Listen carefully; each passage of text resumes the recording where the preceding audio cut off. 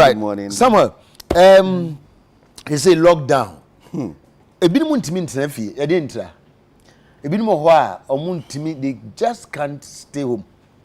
Psychology for mu sad na no. Oh, normally no. Yeah, used to say every morning be most people a be pie akokrom omakwaye there somewhere. Na omasan aba back to the house. Into that daily routine, I just say acquire suban bia yesia I learned behavior. Into no say sa suban way ye be jai all of a sudden no e be den e be take time and sana nkofo etumi a copy with this particular behavior because me kai say me say 1981 and the last curfew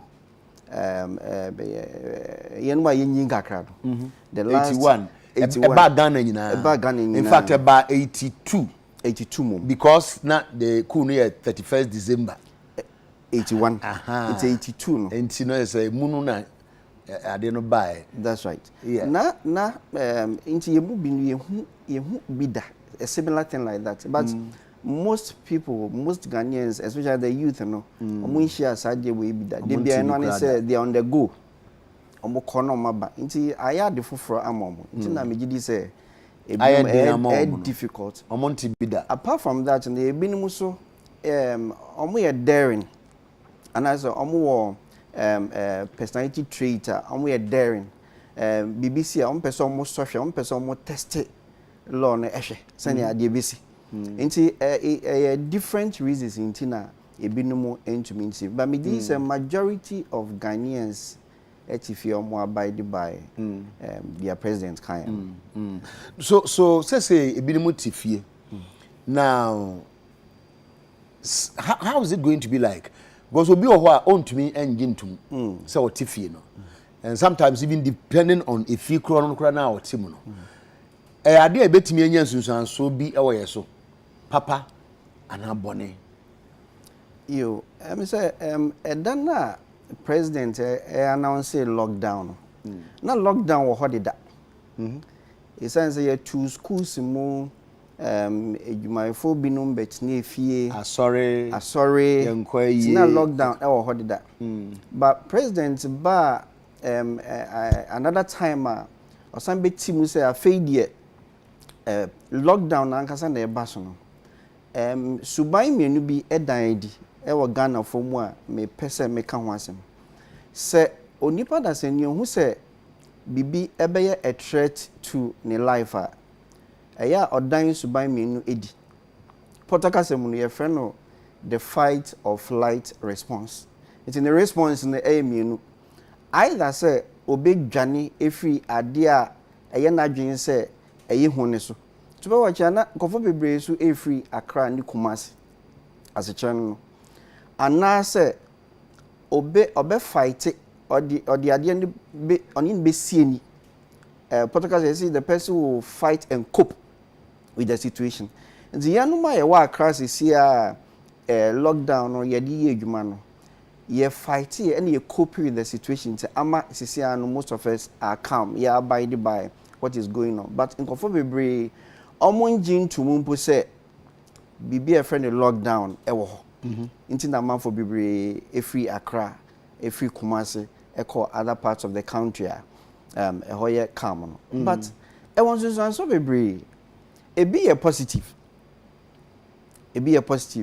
no be cars media grow say fathers are omu free fear omu be fie ntemana so omu di days omu be fie for days no we die is your fathers ni nyina wo fie omu ne nkola ne airborne omu di agro bom omu ye bibia bom ama enije abefie but what about father and I say mother no oni ni kunu n'anim nhia say tension wo fia na say we get tension na be koso and positive effect no so parents no so omo ne nkola ombenya time omo relaxed e wo fie omo relax more omo benya time omo exercise more omo benya time edidi abom ni nyina the coordination eba family no but the negative effect no ya na edoso ba ko ni say nipa bebre be isolated. That's the first obi wo ho a first no sorry especially single people no edwumam na ye onya nenijie ana school ana so ko my friends say sorry oho na ni namfofo ewo they say we isolated obetumi ni obi akasa wo phone so but so wo hia nipa na ono kasa na ohu nenim na ono so wenim odene say ka oni ade na ede added psychological benefits eba one of the negative effects is people feel isolated bema omo feel lonely so until people will be lonely. You can't loneliness so I know nche say wo baby a nipa ni ho nti na why lonely no obi wo betumi ay lonely se nipa bebre e wo ho a just nipa ho no kra still obetumi ay lonely nipa ho no kra no obetumi ay lonely. How possible? Yes, so that the whole Kenyan say loneliness and physical nko loneliness is psychological. Yes, the state of mind. Me to me ni wa me to me nipa bebre awo. So nyoma e koso metimu ntine ebema me feel alone, ebema feel lonely. Nti one of the isolation and loneliness one of the negative effects are ebetumi enya ewo lockdown so partial lockdown so. The second one is nkofo bebre so I confusion. Yes, papa bia e hia no osu na ye bisa nso kwan ya papa pa o oso yokodi dia woni ma me fie yeah nkofo bra confused omo nim say bia odidi woni ma me fie nti okodi di wo but it because a journalist ni bisa say nti say we papa pa na I feel na go di wo ma me fie you know nkofo bra confused omo mu di omo nye me di say information is so buy no na ye overloaded nti say media houses no mu bubu mu nkakra ma nkofo bebre etiase nkofo bebre enya entiase nti they are in a confused state nti omo dia obi wo ha obi hia no ndra mi say carpenter bia ye interview no osi ka essential service ho aha nti nkofo bebre omo hu so omo ko so omo tinefio ono carpenter no ka essential service ho yeah aha. People are confused. They are in a confused state. And this is one of the effects, negative effects. The third one, generally anxiety. You can't anxiety. You try to say you be differentiated from fear. Kakra. As I researchers which say fear crowd they normal. But anxiety they bro fear no so. In the bebre aye anxious anxiety is your jichem bebre obi wo ho a ni anxiety no e je say ono de ye wo no ni su de bia na wa anxious nti ni potisa no lockdown no kwan ba no na wa anxious nti no ba crowd and they say I say bibia nti any one form of anxiety a potaka say friend generalized anxiety obi wo so a and yet lockdown in per se and why anxious, but a particular thing in the lockdown. For example, obi oha it says America 1980 81 82 or something. On whom military say omo yom ejuma to say nyom we nisisia no. Yeah. Into no on whom military na is true a broso beba beton so. Into no so another form of anxiety. I find a specific anxiety. Obu also as you say because of social distancing hacks are not first to me tranko for no to me ntwamu biom say de bia no ote ne ho free nipa ho oni obi kasa kra so gina 2 meters away from the person a man pa crown to me fa ne ho enka nipam o so say okọ nipam a ebia say omom bom ho ban na we konya sayare international is another form of anxiety but no the need so be protect ne ho no eno no emro the yearning for socialization no yeah obi that side that obetimi aka say there be me hia me nkwa e chen sadam for sem no ana say sa nkita hudie no enti no emma no nya in fact obe feel good mpo nya sa na ho say ba tike yeah different nipa individuals yeah different and a yen so ye church neomasi differently. We interpret things differently. Into obi beyesa, but obi ohwa make I say interviews am we obi kraka say enye COVID-19 nebekuno. Na COVID-19 kra no enye Ghana yare. Nti nkofo be brom were different interpretations. You huni entia enye COVID-19 nebekuno. Na odini ba be shede because ono ade foforo nebekuno. Exactly. Exactly. Nti nipa san on tia simple say yenye social distancing. On tia say ma on tnefi on tisa no meni nyina ase. Nti nipa otisa no say social distancing assembly on to me yet say nyoma make on to me ha you on to me nkoni pemu ene ne nkoka say first na ono see another form of anxiety and nipa no obetumi nya. Nti dia make can say effects negative effects back we anxiety ba ma chichem generalized anxiety, specific anxiety, and a social anxiety. Another effect here, generally stress. Stress no interchange be by to say pressure be a abeto so is answer nyoma first and na way no say I want to me enye. Nti stress on the individual nipa nankasa no stress abeto no so. Is a parents in kola be good fie. In kola no dede nko I feel na say some schools be send the assignments near there engaging kola na parents nso be engaging kola as ankola no agron kwa no mbedi e ban sa parents nso omo ntumi relaxing po omo ni agro no be na nya omo ma no omo omo enti onso fa ne ho mfram bi no no so di agro no bi kura odi nkwada agro ache edu time bi ana broso edu time bi ana broso etumi funo e ban sa na okwa no me kai say parents bi na say o catch and the ban say we yakwa me no be school by force lockdown abe ni we fikura say school ontimi nkobi ontimi mpie yes parents bi nso say teacher for no me form nkwada no nko teacher for no mo vie the pressure about individuals nankasa so ansana the family sa pressure na ye friend as stress it is the stress on the individual and the family nankasa another negative effects of lockdown here. Should we have been nanka was say prepare na psychologically? Enkabebwa. Esan say bibi ebe koso na o prepare ni pakone mind towards the ebeba. A man ni pakone kra feel calm generally or feel calm about the ebe koso no. Because the president announced say we be lockdown on my 48 hours. Within that 48 hours no, a honanka say you involve a lot of psychologists. Normal prepare on the various social media and on the various platforms.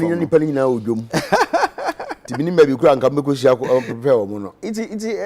Ama nyoma be brave or ha some involve psychologists because yen yedwuma ye no. Into mo prepare the mind of Ghanaians say and ebekoso ehun sunsan so ebekoso anuni into mo prepare myself say mo hu saa mano ha madwin bebre mo ya calm mo ya saa mo ma ebetumi aboa dan am prepare mo into bigi say we ya dia ebeba na etwemu but say nyankopon nyambae another epidemic bi ba bigi say ye prepare nkofo mind ansana okay ya brano enche beso nipa ba ko a pressure ba ko bebo omo so na menim say the more psychology be friend say stress or say pressure health workers and every now and then almost send me bibi na TK and sankan we ya bre we say obi kura say na say na be kura hwe na emu bi ma je adwuma we nye the general view of health workers but once bi wo hwa na obi aka bibi sa kire say nipa no obekwa adwuma sometimes even more than ever. Say we deal with cases I near the how do we situate them in the como we say? Yeah. Omoma means frontline health workers and me frontline. But say ebane say obi means some of the symptoms na boss no. Say ebi aniti for example on winti bebre nimni mu ya ne yakakra ene ade a obo nso no mafro yan mu kwa yan frontline workers no mu bisa say ebetumi aye COVID-19 symptoms ni bia na inti frontline workers na omo a debriefi omo a omonya omoya positive omonya such condition omo hwe omo manya yare no bi no obre obeti bre won ni widie mu pa apart from that that no nyoma obetie no information overload eno kra betumi ama ono so we go through some psychological conditions into omo kra no so no say omu a omo ni omo mpenimfo omo ye health workers there but omo mpenimfo a omo so omo tumi encourage omo ni omo fa therapy mu a omo to yomo komuni e betumi abafom kakra they will also experience some challenges, some psychological challenges. Okay, Samuel, finally me pese ye hwe say man for motifie and so we are aware say nipa ofie pa and nya say ye TV ntini ye ka omo hwe yen pa say nipa nyina ya bo man no gina wani mu a dan sem na nka be kan kire wo mo. First na me ka kire wo mo say basic rules ayade ama ye nyina no ye nyina yen try say ye be follow ube use sanitizer ube horo nsa ye between 20 seconds to 30 seconds under running water dia ya ka say basic rules ayade ama ye nyina no we should follow it Yendi so and year one. Number 2 no lockdown is just in a kind no na nipa nkasa ya adwene no it has been conditioned say most of the time no it interprets reality wrongly most of the time no BBC or no share the negative aspect but may just share the positive aspect of lockdown so kaka if na menim say yen lockdown ya nka Veronica buckets mama friend no mama Veronica oye na nka mpie ma ye humpo say ono na oye nti lockdown ama mami I very popular ya me chane say yen share the positive side of the lockdown so kakra and they may be sana nipa no be while at home because we're talking about 2 weeks. Yeah. We are not sure. Yeah. 2 weeks, you know. Say you bet twaso. Yeah. Na say you bet twaso say yeah. And I say you be tightened because other places, you know, we are going to crowd. Inti nipa no wo fie no. Then we betimi aye. Bearing in mind, they said, "You might be able to we crab afno. All kind book and afno. We TV safe. Now and number B basa for channel we bahana sa. Then you might be some and son. Now if you say a key, just those 3 things. Now connected to friends through social media and now through friend. Yes, that's the whole friend one number 4 as well as those one more trust you. Now be show so now only more kasa. Ma ye show so no.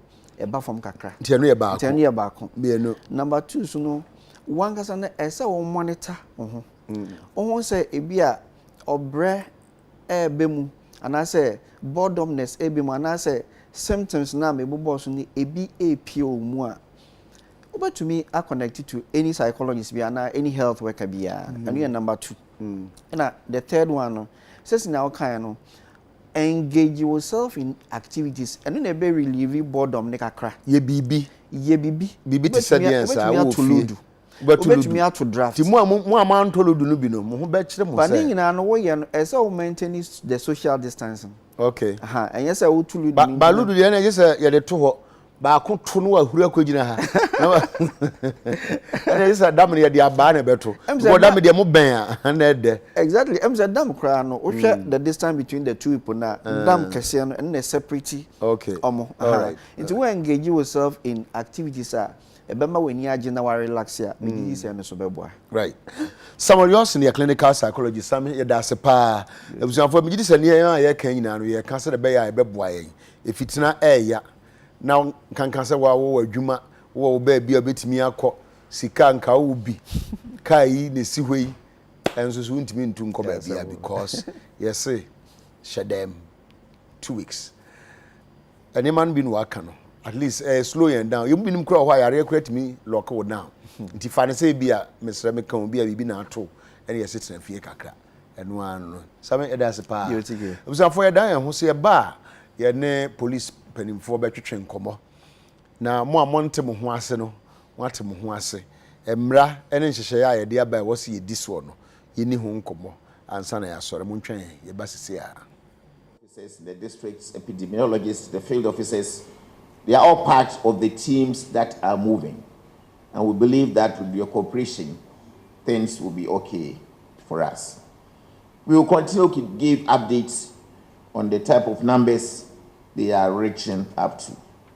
In Accra, we now have 104